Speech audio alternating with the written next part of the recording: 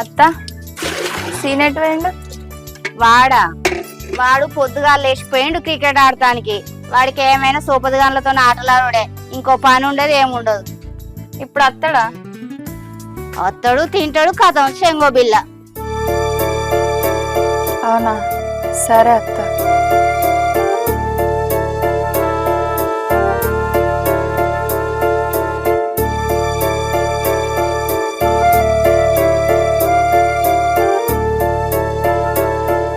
ఏందే ఈ గలమల నిలబడి గట్ల బీరుపై చూస్తాను?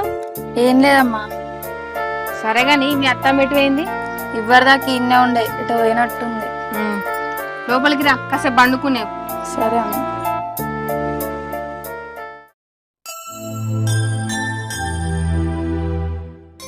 అరే, నేను పతాకం సీన్ కోసం అత్తే ఇంట్లో లేడట, ఎటో పోయిండట. ఎప్పుడు అత్తడో ఏమో.